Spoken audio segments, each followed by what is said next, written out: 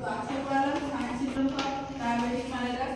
First যেটা হচ্ছে যে কি হচ্ছে যে হাইপারগ্লাইসেমিয়া, বেসিক্যালি কি হচ্ছে গ্লুকোজের পরিমাণটা বেশি থাকছে বা গ্লুকোজ ইউরিয়া থাকবে। এখানে কি হবে যে গ্লুকোজের পরিমাণটা বেশি থাকবে, কত থাকবে এখানে 180 mg/dl থেকে বেশি থাকবে। আর পেশেন্টের ক্ষেত্রে থ্রি ক্লাসিক্যাল সাইন সিম্পটম দেখা যাবে। কি দেখা যাবে? পলিইউরিয়া, ইউরিনের পরিমাণটা কি হবে বেশি হবে পেশেন্টের ক্ষেত্রে। পলিডিপসিয়া, পেশেন্টের ক্ষেত্রে কি হবে যে প্রচুর পিপাসা হবে। কেন? কারণ হচ্ছে পলিইউরিয়া, ইউরিনের পরিমাণ বাড়ছে। আর কি হবে? পলিফেজিয়া, হাঙ্গার হবে পেশেন্টের কি প্রচণ্ড খিদে পাবে। দেন হবে কি আছে যে পেশেন্টের ক্ষেত্রে যে ভীষণ প্রবলেম হবে, দেখতে অসুবিধা হবে রেটিনোপ্যাথির জন্য। পেশেন্টের কি হবে? ফ্যাটিকনেস, উইকনেস হবে, যে থাকা না হবে, ক্লান্তি ভাব হবে, পেশেন্টের উইকনেস হবে। ওরাল আর ভ্যাজিনাল ইনফেকশন দেখা যাবে পেশেন্টের ক্ষেত্রে। এখানে ওয়েট, এখানে দু ধরনের আমরা জানি ডায়াবেটিক মেলিটাস, একটা হচ্ছে টাইপ 1, একটা হচ্ছে টাইপ 2। তো টাইপ 1 এর ক্ষেত্রে কি হয় যে পেশেন্টের ক্ষেত্রে ওয়েট লস হয়, আর টাইপ 2 এর ক্ষেত্রে কি হচ্ছে ওয়েট নর্মাল থাকে বা হচ্ছে গেইন হয়। এখানে পেশেন্টের ক্ষেত্রে কি হয়? উনহিলিং ডিলে হয়। উনহিলিং ডিলে হওয়ার কারণ হচ্ছে ক্যাপিলারিতে কি হয় যে কিটোন বডিগুলো হচ্ছে ডিপোজিট হয়, সেজন্য। আরেকটা হচ্ছে যে কি হচ্ছে যেখানে গ্লুকোজের পরিমাণ বেশি থাকে, মানে হচ্ছে যে কি জামগুলো বেশি পরিমাণে কি হচ্ছে যে গ্লুকোজ পাচ্ছে, এই জন্য কি হয় যে উনহিলিং ডিলে হয়। দেন হচ্ছে diagnosis test of diabetic mellitus.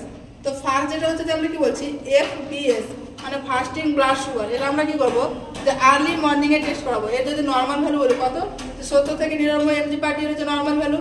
Pre diabetic মানে হচ্ছে ডায়াবেটিকের আগে যে শেষ কত ভ্যালু আসবে 100 থেকে 125 mg/dl আসলে আমরা কি বলছি? প্রি ডায়াবেটিক বলছি। প্রি ডায়াবেটিকের ক্ষেত্রে আমরা পেশেন্টকে কি বলবো যে হেলথ এডুকেশন দেবো, যেমন হচ্ছে লাইফ স্টাইল মডিফিকেশন, এই সমস্ত কি করবো আমরা যে এক্সারসাইজ করতে হবে, আমরা হেলথ এডুকেশন দেবো, কিন্তু এখানে কোনো মেডিকেল ম্যানেজমেন্ট করবো না। যখন হচ্ছে পেশেন্টের ক্ষেত্রে 125 mg/dl থেকে বেশি হয়ে যাবে, তাকে আমরা কি বলছি? ডায়াবেটিক মেলিটাস বলছি। সেখানে কি হবে পেশেন্টের ক্ষেত্রে যে মেডিকেল ম্যানেজমেন্ট করতে হবে। দেন হচ্ছে আর একটা টেস্ট, যেটা হচ্ছে যে RBS, র্যান্ডম ব্লাড সুগার বা পোস্ট প্যারেন্ডিয়াল ব্লাড সুগারও বলা হয়। এখানে বেস্ট টাইম যেটা হচ্ছে আমরা বলছি যে খাবার খাওয়ার 2 ঘন্টা পরে কি করা হয় যে এই টেস্টটা করা হয়। এখানে যদি হচ্ছে 140 থেকে mg/dl থেকে যদি কম থাকে তাহলে নর্মাল ভ্যালু। যখন 140 থেকে 200-র মধ্যে ভ্যালুটা আসে তখন আমরা কি বলছি? প্রি ডায়াবেটিক, মানে ডায়াবেটিকের আগের স্টেজ। যখন 200 mg/dl তখন ক্রস করে যাচ্ছে আমরা বলছি ডায়াবেটিক মেলিটাস। আরেকটা যেমন টেস্ট হচ্ছে GTT, গ্লুকোজ টলারেন্স টেস্ট। এটা হচ্ছে যে কাদের ক্ষেত্রে করা হয়? এটা হচ্ছে কনফার্মেটরি টেস্ট হচ্ছে যে জেস্টেশনাল ডায়াবেটিক মেলিটাস, যে প্রেগনেন্ট মাদের ক্ষেত্রে করা হয়। এখানে আমরা দুটো স্যাম্পল নিই, একটা হচ্ছে ফাস্টিং ব্লাড সুগার, একটা হচ্ছে পোস্ট প্যারেন্ডিয়াল ব্লাড সুগার। টেস্টটা করা হয় 3 দিনে হচ্ছে যে কি করা হয় যে পেশেন্টকে যে কার্বোহাইড্রেট দেওয়া হয় কত করে 300 গ্রাম করে পার ডে করা হয় দেওয়া হয়। টোটাল হচ্ছে যে কি 900 গ্রাম হচ্ছে কার্বোহাইড্রেট দেওয়া হয়। দেন পেশেন্টকে কি বলা হয় যে 8 থেকে 10 ঘন্টা কি করতে হবে যে NPO, নাথিং পার মাউথ, মানে পেশেন্টকে হচ্ছে না খেয়ে থাকতে হবে। দেন হচ্ছে আমরা ফার্স্ট স্যাম্পল কালেক্ট করবো, তাকে আমরা কি বলছি যে ফাস্টিং ব্লাড সুগার। যে ভ্যালুটা পাবো সেটা হচ্ছে যে কি হবে? ফাস্টিং ব্লাড সুগারের ভ্যালু পাবো। দেন আমার পেশেন্টকে আমরা বলবো যে 75 গ্রাম আমরা কি দিচ্ছি যে অরালি কার্বোহাইড্রেট দিচ্ছি। তারপরে দেওয়ার পরে কি করবো আমরা 2 ঘন্টা পেশেন্টকে না খেয়ে থাকতে বলবো। তারপরে আমরা 2 ঘন্টা পরে কি করবো সেই স্যাম্পলটা কালেক্ট করবো, তখন আমরা কি ভ্যালুটা পাবো? পোস্ট প্যারেন্ডিয়াল বা র্যান্ডম ব্লাড সুগারে আমরা ভ্যালুটা পাবো। এটা কি গেল? GTT। এটা কাদের ক্ষেত্রে বললাম যে জেস্টেশনাল ডায়াবেটিক মেলিটাস বা প্রেগনেন্ট মাদের ক্ষেত্রে হচ্ছে কনফার্মেটিভ ডায়াগনোসিস টেস্ট। এটা দেন আরেকটা আছে HbA1c, এটা হচ্ছে গ্লাইকেটেড হিমোগ্লোবিন টেস্ট। এখানে কি করা হয়? অ্যাসেস করা হয় percentage of glucose bind with haemoglobin, যে হিমোগ্লোবিনের সঙ্গে গ্লুকোজটা কীভাবে বাইন্ড করছে সেটা অ্যাসেস করা হয়। এটা কি করে যে 3 মাসের হিস্ট্রি প্রোভাইড করে, যে পেশেন্টের যে গ্লুকোজটা হিমোগ্লোবিনের সঙ্গে বাইন্ড করছে কীরকমভাবে বাইন্ড করছে সেটা কী করা হয় যে 3 মাস ধরে সেটা 3 মাসের কী ভ্যালু কী করা হয় দেখা হয়।